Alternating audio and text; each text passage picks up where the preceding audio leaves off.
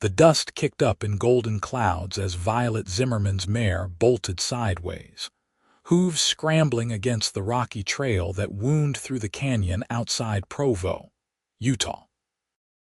The rattlesnake's buzz cut through the hot July afternoon of 1878 like a warning bell, and everything happened in a blur of terror and motion as Violet felt the reins slip through her fingers, her body lurching dangerously in the saddle while the world tilted at a sickening angle.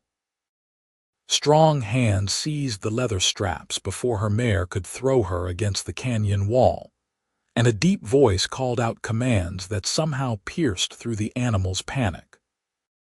Violet's heart hammered against her ribs as she watched a tall cowboy in a dusty brown hat plant his boots in the dirt and hold firm, his muscles straining as he brought her mare under control with a steady hand and calmer words than she could have managed in that moment.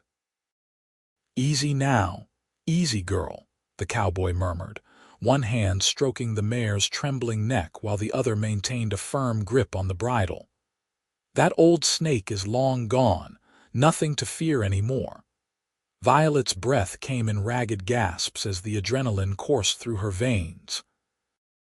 She had been riding since childhood on her father's ranch 20 miles north of Provo, but she had never lost control like that before. The embarrassment burned almost as hot as the sun beating down on her shoulders. "Thank you," she managed to say, her voice shakier than she would have liked. "I don't know what happened. Daisy has never spooked like that before." The cowboy looked up at her then, and Violet found herself staring into the greenest eyes she had ever seen. They were the color of spring grass after rain, striking against his sun-bronzed skin and the dark stubble along his jaw. He couldn't have been more than 25, maybe a year or two older than her own 23 years. "Rattlers will do that to even the calmest horse," he said, his voice carrying a warmth that eased some of her tension. "You handled yourself well up there. Plenty of riders would have been thrown, only because you caught her in time." Violet dismounted carefully, her legs wobbling slightly as her boots hit the ground. She ran a hand down Daisy's flank, feeling the mare's rapid heartbeat beginning to slow. "I owe you more than just thanks. No debt needed, miss." The cowboy touched the brim of his hat, and Violet noticed the calluses on his hands, the kind that came from years of hard work with cattle and rope. "Name is Pierce Everett. I work at the Crawford Ranch about 5 miles east of here. Violet Zimmerman. My family has the spread north of town." She studied him more carefully now that the immediate danger had passed. He was tall and lean, built for the demanding work of ranching, with broad shoulders that filled out his worn cotton shirt. There was something inherently decent in his expression, an honesty that put her at ease despite their brief acquaintance. "I know the Zimmerman place," Pierce said, a slight smile crossing his features. "Your father supplies beef to half the territory, good reputation. He has worked hard for it." Violet gathered Daisy's reins, grateful that her hands had stopped trembling. "I was heading into Provo for supplies. Our cook needs flour and salt, and I volunteered to make the run." Pierce glanced at the sun's position in the sky, then back at her. "It will be getting dark in a few hours. Mind if I ride along with you? This canyon can be treacherous after sunset, and I need to pick up some things from the general store myself." Something in Violet's chest fluttered at the offer, a sensation she had not experienced in longer than she cared to admit. Most of the young men in the territory either treated her like a child or viewed her only as a potential connection to her father's successful ranching operation. Pierce Everett looked at her like she was a person worth knowing, nothing more and nothing less. "I would appreciate the company," she said, surprising herself with how much she meant it. They walked their horses for a while, giving Daisy time to fully calm down after the scare. Pierce had a sturdy bay gelding tied to a juniper tree about 50 yards back, and once they retrieved him, they set off toward Provo at an easy pace. The conversation flowed naturally between them, covering everything from the unusually hot summer to the quality of grazing land in different parts of the valley. "How long have you been working at the Crawford Ranch?" Violet asked as they emerged from the canyon onto the flatter terrain that led to town. 3 years this August," Pierce replied, adjusting his hat against the glare. "I came out from Missouri after my parents died of fever. Did not have much keeping me there, and I had always heard stories about the opportunities in Utah Territory. Mr. Crawford took a chance on me when I was just a green kid who barely knew which end of a cow to rope. That must have been difficult, leaving everything behind." Violet's heart ached for him, imagining how alone he must have felt. "It was the right choice, though. I have learned more in 3 years here than I did in 20 back home." Pierce met her gaze, and something passed between them in that look, something that made Violet's pulse quicken. "Sometimes you have to lose everything to find what you are really searching for." They rode into Provo as the afternoon sun painted the mountains to the east in shades of purple and gold. The town bustled with activity despite the heat, with wagons rolling down the wide dirt streets and people hurrying between the various shops and businesses that lined the main thoroughfare. Violet had always loved this town with its sense of purpose and community, the way neighbors looked out for each other, and strangers were welcomed with genuine warmth. Pierce helped her dismount outside Morrison's general store, his hand steady at her waist. The touch lasted only a second, but Violet felt the warmth of it long after he had stepped away. She tried to focus on the practical matters at hand, pushing through the door into the relative coolness of the store where Mr. Morrison stood behind the counter tallying accounts. "Miss Zimmerman, good to see you," the older man called out cheerfully. "Your father was in here just yesterday, said you might be coming by." "Hello, Mr. Morrison, I have a list from our cook." Violet pulled the folded paper from her pocket and handed it over. "Nothing too complicated, just the basics." Pierce wandered the aisles while Mr. Morrison gathered the supplies, and Violet found herself watching him when she thought he was not looking. There was something compelling about the way he moved, confident but not arrogant, aware of his surroundings with the alertness of someone accustomed to watching for danger. She wondered what his life had been like in Missouri, what sorrows had driven him west, what dreams kept him working hard on someone else's ranch. "That young man with you?" Mr. Morrison asked quietly, his eyes twinkling with curiosity. "Cannot say I have seen you two together before." "We just met today," Violet explained, feeling heat rise to her cheeks. "He helped me when my horse spooked at a snake up in the canyon. Lucky he was there then." Mr. Morrison nodded approvingly. "Pierce Everett is good people, works harder than 3 men combined from what I hear. Mr. Crawford speaks highly of him." Violet gathered her packages while Pierce paid for his own supplies, and together they stepped back out into the golden late afternoon light. The temperature had dropped a few degrees, making the air more bearable as evening approached. "I should probably head back before it gets too late," Violet said, though part of her wanted to find an excuse to extend their time together. "My father will worry if I am not home for supper." "Let me escort you at least as far as the canyon," Pierce offered. "Just to make sure there are no more snakes lying in wait." They rode north together as the shadows lengthened across the valley floor. Violet felt more comfortable with Pierce than she had with anyone in recent memory, as though they had known each other for years instead of mere hours. He told her about a particularly stubborn calf he had helped deliver the previous spring, and she shared stories about her 2 younger brothers and their constant mischief around the ranch. "You think you will stay at the Crawford place permanently?" Violet asked as they entered the canyon again, the rock walls rising steep and red on either side. Or do you have plans to start your own operation someday? Pierce was quiet for a moment, his expression thoughtful. I have been saving my wages. Mr. Crawford pays fair, and I do not spend much beyond necessities. There is a piece of land about 15 miles from here, up near the foothills, that might come available next year. Good water, decent grass. If I can scrape together enough for a down payment, I might be able to make something of my own.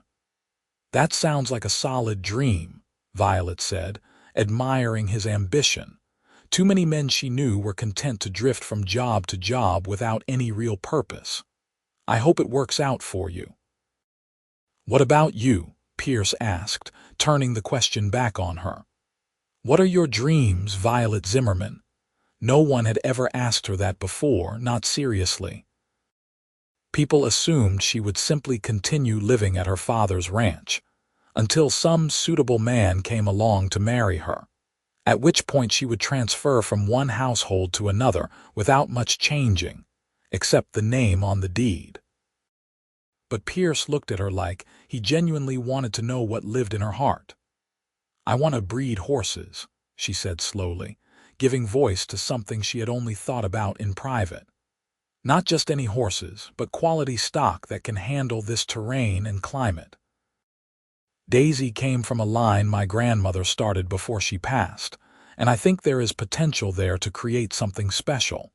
But my father is focused on cattle, and he thinks horse breeding is too risky. It is risky, Pierce agreed, but there was no dismissal in his tone. But everything worth doing carries risk, and if you have the knowledge and the instinct for it, which I suspect you do, then maybe it is worth pursuing. They had reached the point where the trail split, one path continuing north toward the Zimmerman ranch and the other heading east toward Crawford land. Neither of them seemed eager to part ways, their horses standing close together in the fading light. Thank you again for today, Violet said softly. For saving me from what could have been a serious accident, and for the company. It has been a truly pleasant afternoon. The pleasure was entirely mine. Pierce's green eyes held hers, and Violet felt something shift between them, a connection forming that went deeper than simple attraction. Could I call on you sometime? Properly, I mean, with your father's permission. Joy bloomed in Violet's chest, unexpected and warm. I would like that very much. Sunday afternoon, then. I have the day off and we could take a ride together. You could show me more of your family's land. Sunday sounds perfect. Violet smiled, and Pierce returned it with one that transformed his whole face, making him even more handsome than before. They said their goodbyes and headed in opposite directions, but Violet kept turning in her saddle to catch glimpses of Pierce until the distance and the growing darkness made it impossible to see him anymore. She arrived home to find her father and brothers already seated for supper, and her mother bustling around the kitchen with their cook Maria. There you are, her father, Samuel Zimmerman, said as she came through the door. We were starting to worry. I am sorry, Papa. I ran into some trouble on the trail, but everything is fine now. Violet set the supplies on the counter and quickly washed her hands before joining the family at the large wooden table that dominated their dining room. What kind of trouble? Her father's bushy eyebrows drew together in concern.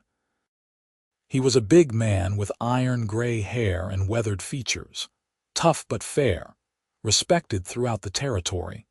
Violet explained about the rattlesnake and Pierce's timely intervention, carefully keeping her tone casual even as her heart raced at the memory. Her 13-year-old brother Thomas made exaggerated gestures mimicking a bucking horse, while 15-year-old Matthew rolled his eyes at his younger sibling's antics. Pierce Everett, her father repeated, nodding slowly. I know him. Good worker, honest. Crawford has mentioned him several times as being one of his most reliable men. He studied Violet's face with the perceptiveness that came from raising 3 children and managing hundreds of employees over the years. He asked to call on you, didn't he? There was no point in denying it. Yes, Papa. He wants to come by on Sunday afternoon. I said he could, but I should have asked you first. Her mother, Catherine, placed a warm hand on Violet's shoulder. Your father and I trust your judgment, dear. If you believe this young man is worth getting to know better, then we support that. I barely know him, Violet protested, but even as she said it, she realized it was not entirely true. In the few hours they had spent together, she felt she had learned more about Pierce Everett's character than she had discovered about some people she had known for years. Sunday arrived with the kind of bright, cloudless morning that made the valley seem endless and full of possibility. Violet changed her dress 3 times before settling on a simple blue cotton frock that her mother said brought out the amber flecks in her brown eyes. She braided her dark blonde hair and pinned it up, then immediately took it down again and left it loose around her shoulders, held back only by a ribbon. Pierce arrived promptly at 1 o'clock, riding up to the main house on his bay gelding with his hat brushed clean and his best shirt on. Violet watched from the window as her father went out to meet him, the 2 men shaking hands and talking for several minutes before her father gestured toward the house. He is coming in, her mother said unnecessarily, smoothing down her apron. Remember to breathe, sweetheart. Violet tried to follow that advice as Pierce stepped through the door, his eyes immediately finding hers across the room.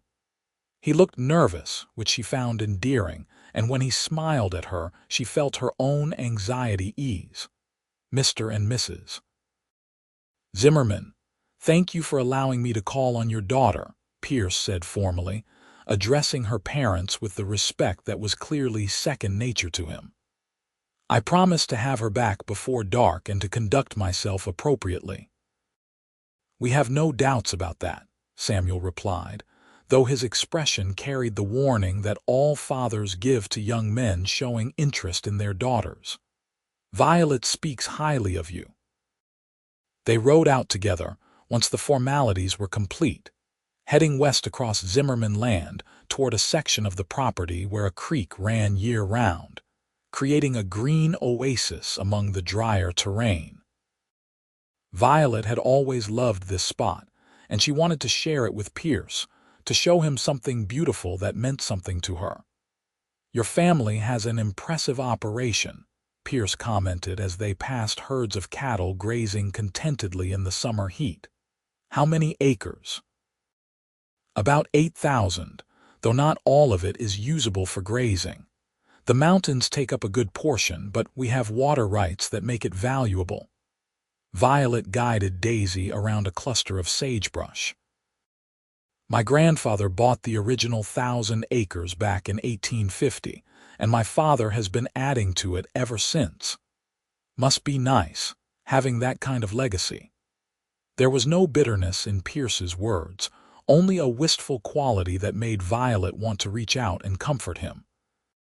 It comes with its own burdens, she said honestly. Everyone expects me to simply carry on traditions, to marry someone who can help expand the business or at least maintain what we have. Sometimes I feel like my own dreams do not matter as much as what is expected of me. Pierce looked at her with understanding. I know something about that. My father wanted me to take over his dry goods store back in Missouri. Safe, predictable, respectable. But I wanted more than safety. I wanted to build something with my own hands, to test myself against real challenges. We had some difficult conversations before he died, and I never got the chance to prove to him that I made the right choice. I am sure he would be proud of what you have accomplished, Violet said gently. Coming to a new territory, learning a completely different trade, saving enough to pursue your own land. Those are not small things. They reached the creek and dismounted, letting the horses drink while they sat in the shade of a large cottonwood tree. The water burbled over smooth stones, and birds sang in the branches overhead. Violet felt perfectly content in this moment, the worries and expectations of daily life fading into insignificance. "Tell me more about your horse breeding plans," Pierce said, stretching his long legs out in front of him. "What makes you think you can succeed where others might fail?" Violet appreciated that he asked for specifics rather than just offering vague encouragement.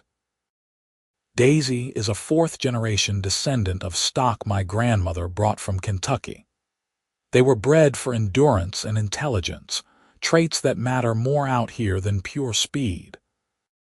If I cross them with some of the Mustang bloodlines that have adapted to this altitude and climate, I think I could create horses that are both hardy and trainable.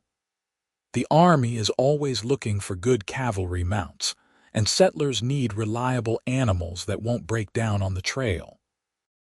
"Have you done any experimental breeding yet?" Pierce's interest was clearly genuine, his eyes bright as he listened. "A few. I have a 2-year-old gelding that shows real promise and a yearling filly that has her mother's build and her father's temperament. But my father will not commit resources to expanding beyond those few projects. He sees it as my hobby rather than a viable business." "Maybe you need a partner," Pierce suggested carefully. "Someone who could provide land and initial investment in exchange for a share of the profits. If your breeding program proves successful, it could become something significant." Violet's heart skipped. "Are you offering?" "I am thinking out loud," Pierce admitted, a slight flush creeping up his neck.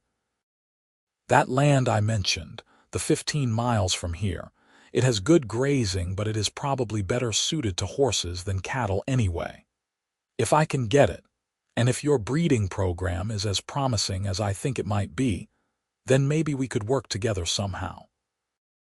I know it is premature to talk about this when we barely know each other, but I believe in following instincts, and my instincts tell me we could create something worthwhile." "My instincts say the same thing," Violet replied, her voice barely above a whisper. She was aware of how close they were sitting, how easy it would be to lean just a bit closer. "About the horses, and about other things too." Pierce reached out and gently tucked a strand of hair behind her ear, his fingers lingering against her cheek. "I have never believed in love at first sight before," he said slowly.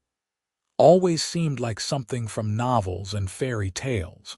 But when I grabbed your horse's reins yesterday and looked up to make sure you were safe, something happened in my chest. Something I cannot quite explain but do not want to ignore."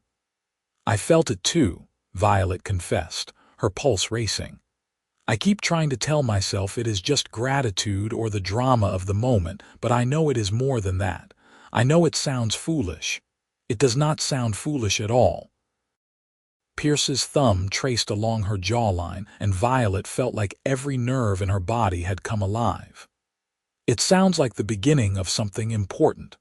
When he kissed her, it was gentle and questioning, giving her every opportunity to pull away. But Violet had no desire to retreat. She leaned into the kiss, her hand coming up to rest against his chest where she could feel his heart beating as rapidly as her own. The world seemed to narrow down to just the two of them, the rushing creek and singing birds fading into a pleasant background hum. They broke apart slowly, both slightly breathless. Pierce rested his forehead against hers, his eyes closed. "I should not have done that, not on our first proper outing. Your father will think I am disrespectful." "My father does not need to know every detail of our afternoon," Violet said, surprising herself with her boldness. "And I wanted you to kiss me. I have been hoping you would since we met." Pierce laughed, the sound rich and warm. "You are full of surprises, Violet Zimmerman." "Is that a good thing?" "It is the best thing." He pulled back enough to look at her properly, his expression serious. "I want to court you properly if you will have me. I know I do not have much to offer right now beyond hard work and big dreams, but I swear to you that I will build something worthy of you, something we can both be proud of." "I do not need grand gestures or promises," Violet said firmly. "I need someone who sees me as more than just Samuel Zimmerman's daughter or a pretty face to hang on some man's arm. I need someone who respects my mind and my ambitions, who will be a true partner rather than just a husband. If you can be that person, then everything else will work itself out." "I can be that person," Pierce promised. "I want to be that person." They spent the rest of the afternoon talking about everything and nothing, sharing stories from their pasts and dreams for their futures. By the time the sun started its descent toward the western horizon, Violet felt like she knew Pierce in ways that went far beyond the superficial. She understood his drive to prove himself, his loneliness since losing his parents, his determination to create something lasting in this harsh but beautiful territory. Pierce rode back with her to the main house as the sky turned gold and pink. Her father was waiting on the porch, and Violet could see the questions in his eyes even before she dismounted. "Did you have a good afternoon?" Samuel asked, directing the question at both of them. "Very good, sir," Pierce answered. "Your daughter showed me some of the ranch, and we discussed her horse breeding ideas. She has a good head for business and an eye for quality stock." Samuel's expression softened slightly. "She gets that from her grandmother.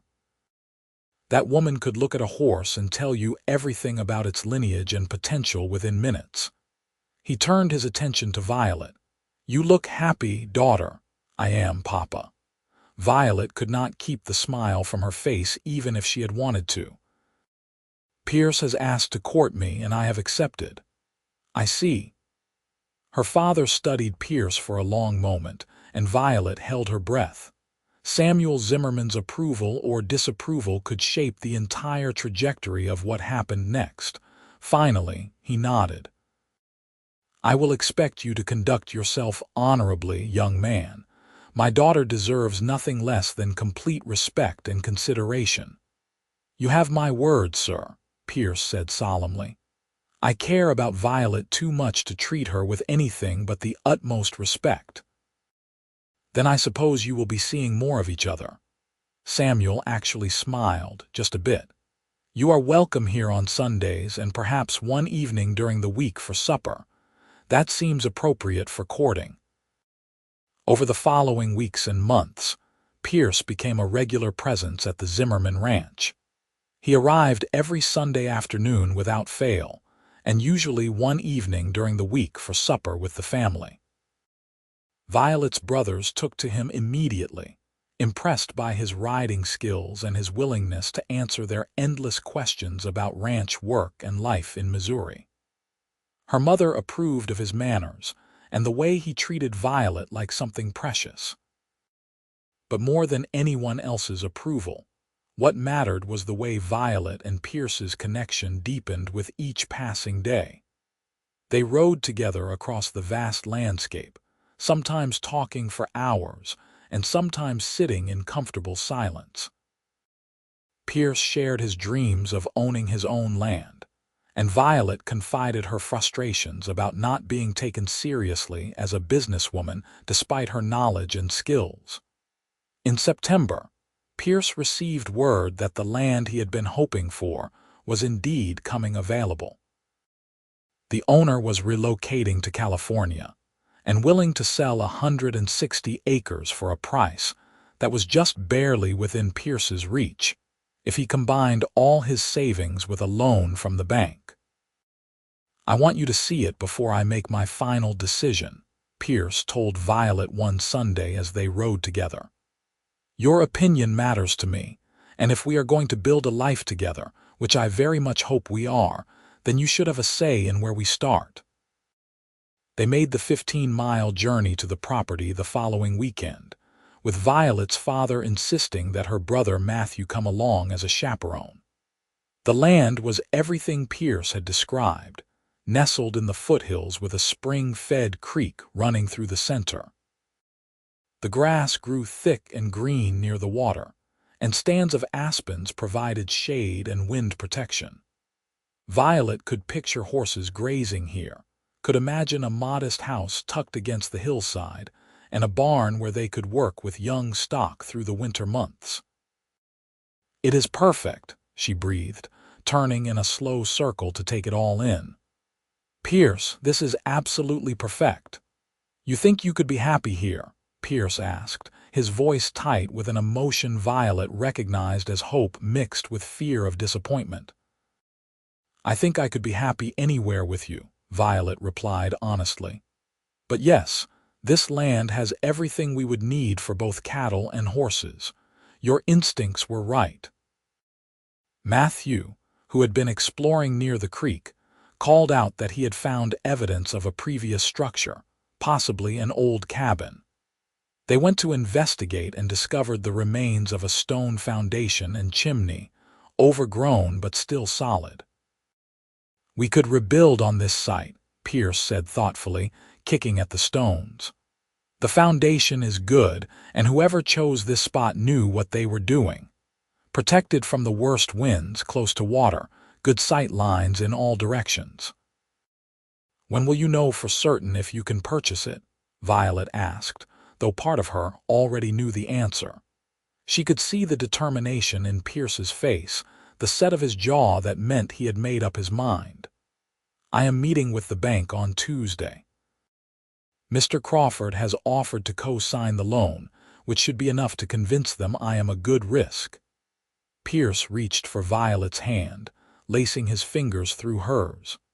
"If this works out, if I can actually buy this land, I want to build something here worth passing on to future generations. I want to marry you, Violet. I know it has only been a few months, but I have never been more certain of anything." Violet's breath caught. They had danced around the topic of marriage, hinting at it without saying the words directly, but hearing Pierce speak them aloud made everything feel suddenly real and immediate and wonderful. "I want that too," she said, squeezing his hand. "I want to marry you and build a life here. I want to breed horses and raise children and grow old watching the sun set over these mountains." Pierce pulled her close, heedless of Matthew's presence nearby, and kissed her soundly. When they broke apart, they were both grinning like fools. "I suppose I should ask your father's permission properly," Pierce said. "I wanted to wait until I had the land secured, until I could prove I have something real to offer you, but maybe that is just pride talking." "My father already knows your intentions," Violet assured him. "He has not said anything directly, but I catch him watching you during supper, and I see approval in his eyes. He respects what you are building, and more importantly, he sees how you treat me." The bank approved Pierce's loan on the conditions he had expected, with Mr. Crawford's co-signature, and a repayment schedule that would be tight but manageable. By October, Pierce owned 160 acres of prime foothill property, and he immediately gave notice at the Crawford Ranch that he would be leaving at the end of the month. "I am going to miss having you around," Mr. Crawford said when Pierce told him. "But I am proud of you, son. You have earned this opportunity, and I believe you will make a real success of it." Pierce spent his final weeks at Crawford's ranch working double shifts to earn extra money and to show his gratitude for the chances he had been given. Meanwhile, Violet approached her father about her desire to marry Pierce and to commit herself fully to building the horse breeding operation she had dreamed about for years. "I expected this conversation," Samuel admitted when Violet sat down with him in his study one evening. "Your mother and I have watched you and young Everett together, and it is clear that you have both found something special. But I need to know that you have thought this through, daughter. Starting a new ranch is hard work, even harder than maintaining an established one. There will be lean years and difficult times. Are you prepared for that?" "I am," Violet said without hesitation. "I know it will not be easy, but I believe in what we can build together." Pierce supports my horse breeding plans, and I support his vision for a cattle operation. We can help each other in ways that make both ventures stronger. You love him. It was not a question. I do, Papa, more than I thought possible. Samuel nodded slowly. Then you have my blessing and whatever help I can provide to get you started. Your grandmother would have been proud of you, following your dreams despite what anyone else might think. Violet hugged her father tightly, tears of gratitude stinging her eyes. Thank you, Papa. This means everything to me. Pierce proposed formally the next Sunday, going down on one knee in the Zimmerman parlor with both of Violet's parents present. He offered her a simple silver ring that had belonged to his mother, the only valuable thing he had brought from Missouri. It is not fancy, Pierce said as he slid it onto her finger, but it represents everything I value about family and commitment and love that lasts. Violet Zimmerman, will you marry me and build a life with me and be my partner in every way that matters? Yes, Violet answered, her voice strong and clear. Yes, 1,000 times yes.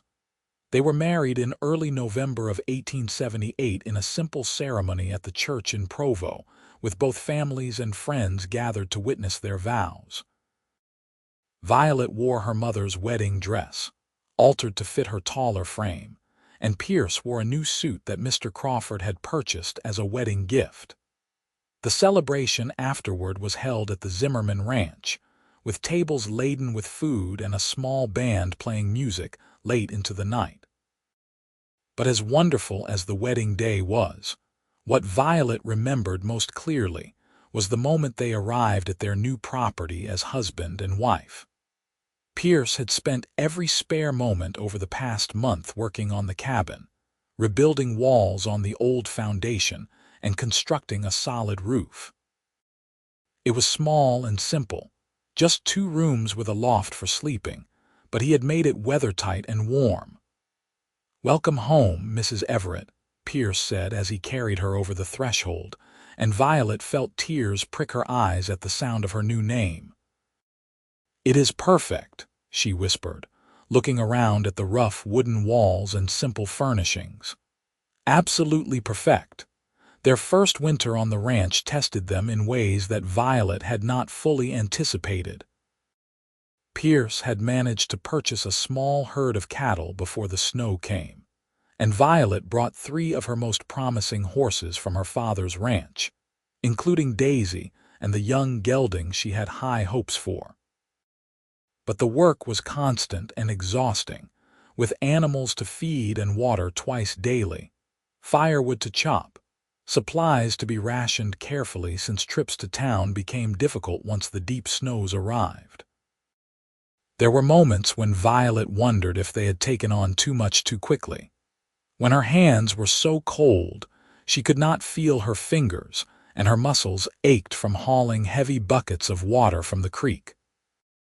But then she would catch Pierce watching her with such love and admiration in his eyes, or he would pull her close by the fire at night, and they would plan their dreams out loud, and she knew without doubt that they had made the right choice.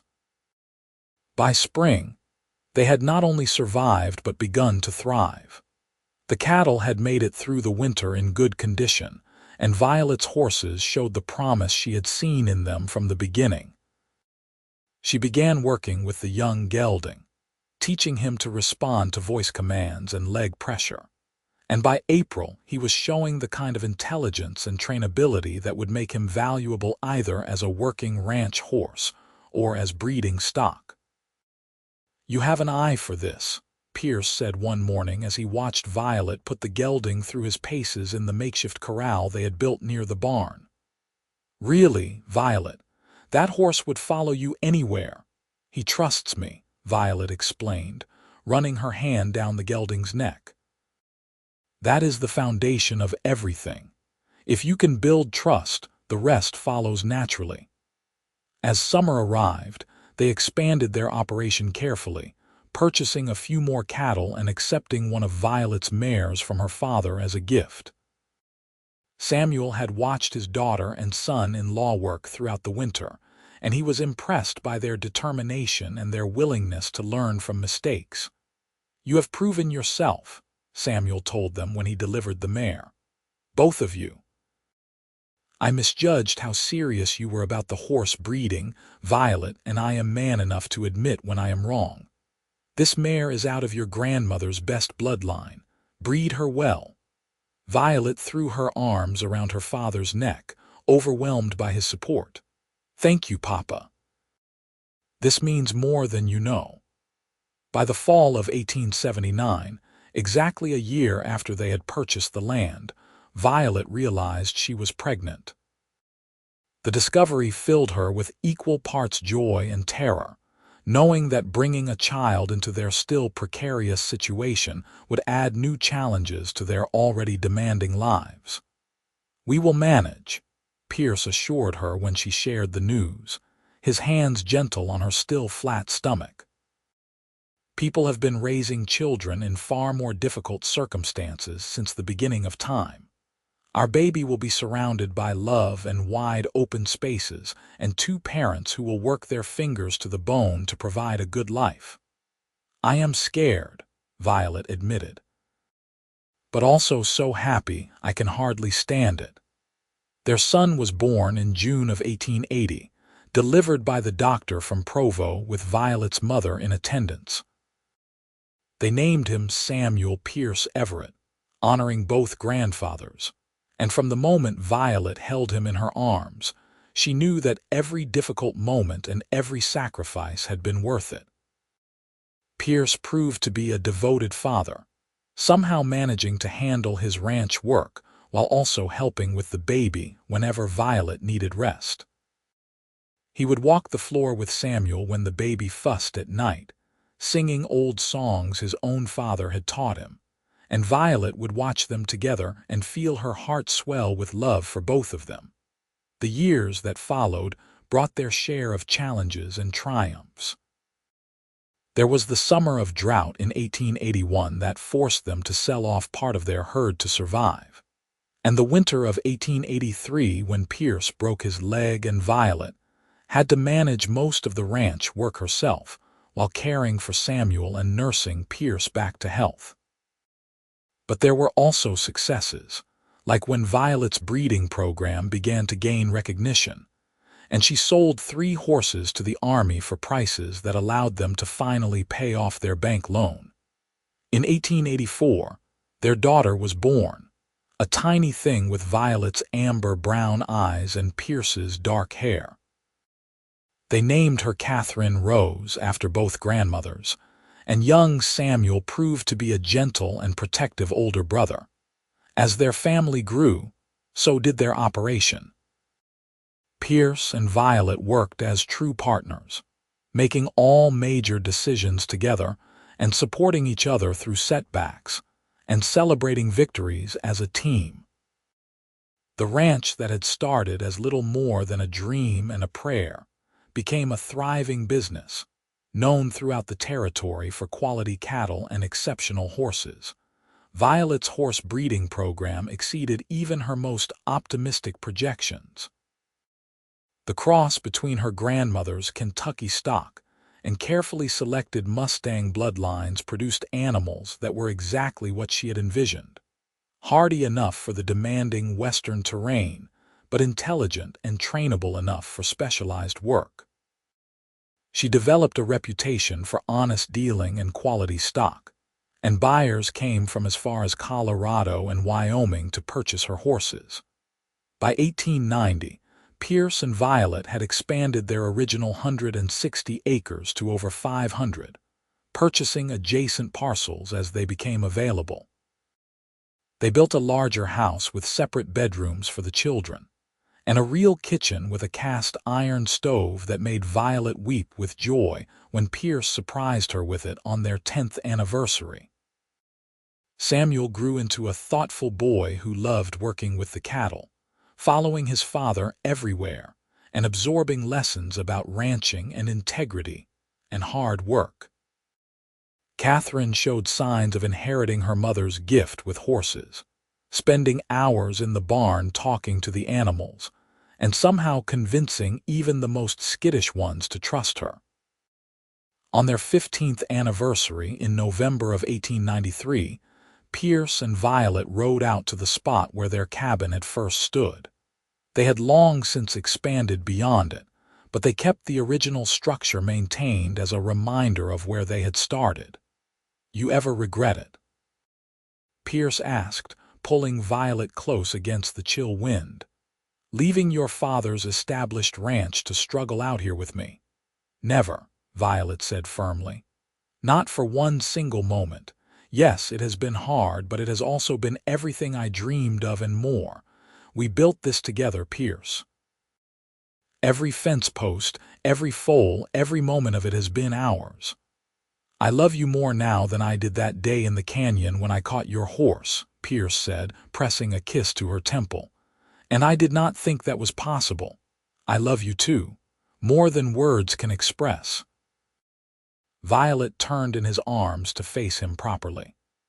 "Thank you for seeing me as a partner from the very beginning, for supporting my dreams even when others thought they were foolish. Thank you for building this life with me. Thank you for taking a chance on a broke cowboy with more ambition than sense," Pierce replied with a smile. "You made me better than I ever could have been alone." In 1895, Violet received word that her breeding program had been selected to provide horses for a special cavalry unit being formed to patrol the mountain territories. It was the kind of recognition she had worked toward for years, validation that her instincts and her methods produced results that mattered. Pierce organized a celebration at the ranch, inviting both families and all the neighbors who had supported them over the years. As Violet stood on the porch of their home, watching her children play with their cousins and seeing her parents talking with Pierce's employees, she felt a profound sense of gratitude for the path her life had taken. She thought back to that hot July afternoon in 1878, when a rattlesnake had spooked her horse and a green-eyed cowboy had caught the reins. She thought about how a single moment of danger had led to the greatest love she had ever known, how one chance encounter had shaped the entire trajectory of her life. "What are you thinking about?" Pierce asked, coming up beside her and slipping his arm around her waist. "Just how lucky I am," Violet replied, leaning into his warmth. "How everything worked out better than I could have planned." "We made our own luck," Pierce corrected gently. "We worked for it, fought for it, refused to give up even when things were difficult." "That is true," Violet agreed. "But I still believe fate had a hand in it. What are the odds that you would be riding through that canyon at exactly the moment I needed help? What are the chances that we would connect so immediately and so deeply?" "Maybe some things are meant to be," Pierce conceded. "And if that is true, then I am grateful to whatever forces in the universe brought us together." By the turn of the century in 1900, the Everett Ranch had become one of the most respected operations in Utah Territory, soon to become a state. Samuel, now 20 years old, had taken on increasing responsibility in the cattle operation, while 16-year-old Catherine was already gaining recognition for her work with the horses. Pierce and Violet had achieved what they set out to build, a legacy that would endure long after they were gone. But more than the land or the business success, what mattered most was the love that had started it all. On quiet evenings, Pierce and Violet would sit together on their porch, watching the sun set over the mountains and reflecting on the journey they had taken together. "If you could go back," Violet asked one such evening, "and tell that young man who caught a spooked horse in the canyon what the future held, what would you say?" Pierce considered the question carefully. "I would tell him to trust his instincts, to be brave enough to speak his heart even when it seemed too soon. I would tell him that the beautiful woman on that horse was going to change his entire life, and that every moment of struggle would be worth it for the chance to build something real together." And I would tell that frightened girl whose horse almost threw her that the cowboy with the green eyes was a gift beyond measure. Violet added softly. That he would be everything she needed and things she did not even know to hope for.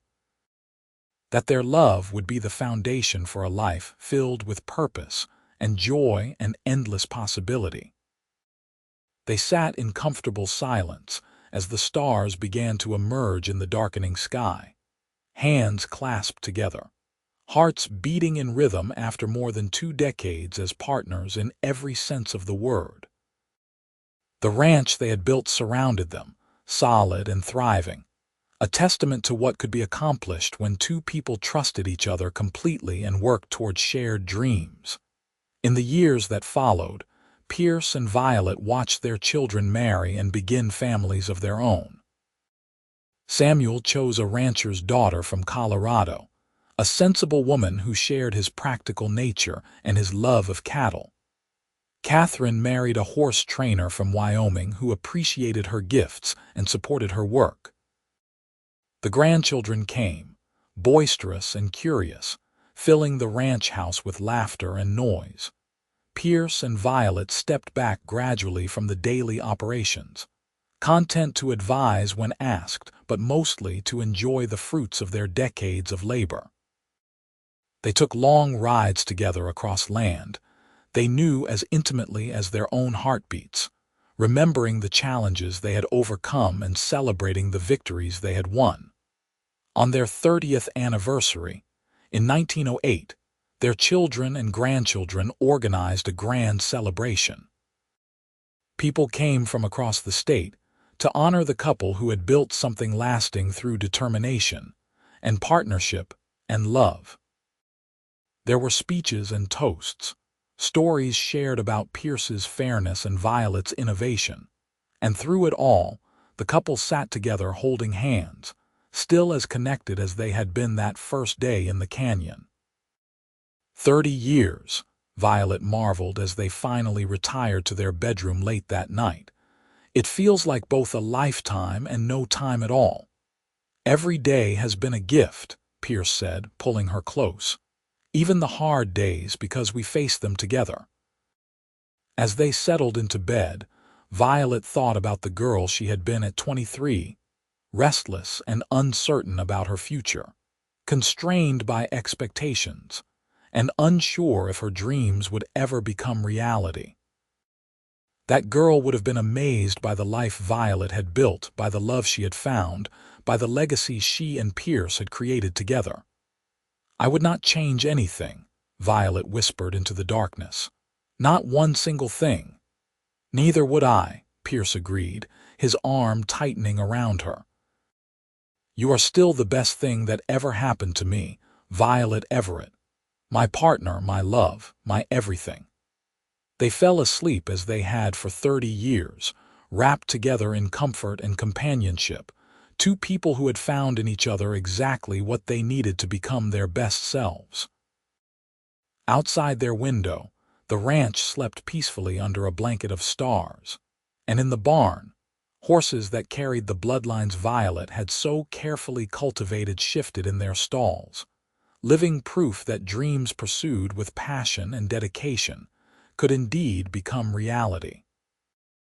The years continued to pass, bringing both sorrows and joys as years do.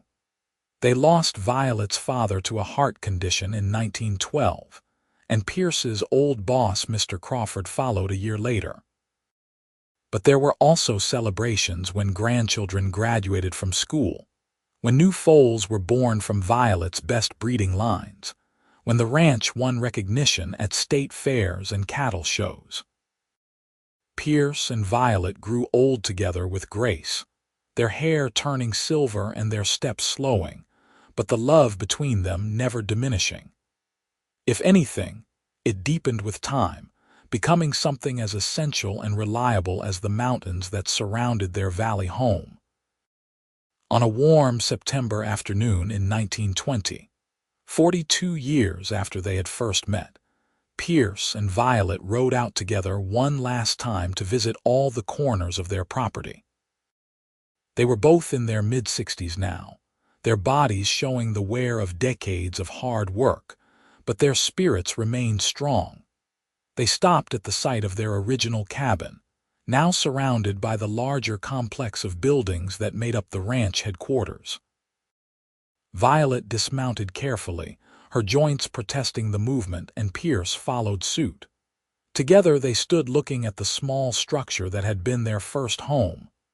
"We have had an extraordinary life," Violet said, taking Pierce's hand. "I hope you know how grateful I am for every moment of it." "I am the grateful one," Pierce insisted. "You took a chance on me when I had nothing but dreams and determination. You worked beside me, believed in me, built this empire with me." "We built it together," Violet corrected. "That is what matters. Not what we accomplished, but that we accomplished it as true partners." They stood there for a long time, remembering and reflecting, two people who had loved deeply and well, who had faced life's challenges side by side and emerged stronger for it. When they finally rode back to the main house, the sun was setting in a blaze of orange and gold, painting the mountains in colors that took their breath away even after a lifetime of witnessing such beauty. Their children and grandchildren gathered for supper that evening, and the table was full of multiple generations of Everetts, all of them benefiting from the foundation Pierce and Violet had laid. As Violet looked around at the faces she loved, she felt a profound sense of completion, knowing that what she and Pierce had started would continue long after they were gone. Pierce caught her eye across the table and smiled, and in that smile Violet saw everything they had been to each other, the passion and the partnership, the struggles and the triumphs, the ordinary moments and the extraordinary ones, all woven together into a love story that had defined both their lives. That night, as they prepared for bed, Pierce pulled Violet into his arms and held her close. "Do you remember what you said to me that first Sunday we spent together?" he asked. "When I asked about your dreams."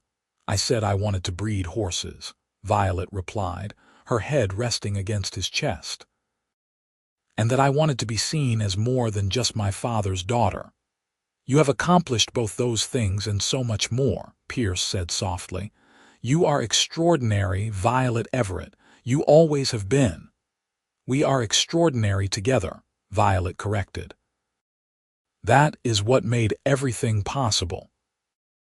They lived many more good years together, watching their ranch continue to prosper under their children's management, delighting in their grandchildren and eventually great-grandchildren, and always maintaining the connection that had sparked to life that day in the canyon when a rattlesnake spooked a horse and a cowboy caught the reins. Pierce passed peacefully in his sleep in the spring of 1925 at the age of 72, and Violet followed him 18 months later in the autumn of 1926. They were buried side by side on a hillside overlooking their ranch, their headstones simple but elegant, marking the resting place of two people who had loved well and built something lasting. Their descendants continued the ranch for generations, always remembering the story of how it had all begun with a moment of danger and a cowboy brave enough to act, with a young woman who had dreams and the courage to pursue them, and with a love that had been strong enough to overcome any obstacle. The Everett Ranch remained a testament to what two people could accomplish when they trusted each other completely, worked as true partners, and never lost sight of the dreams that had brought them together in the first place.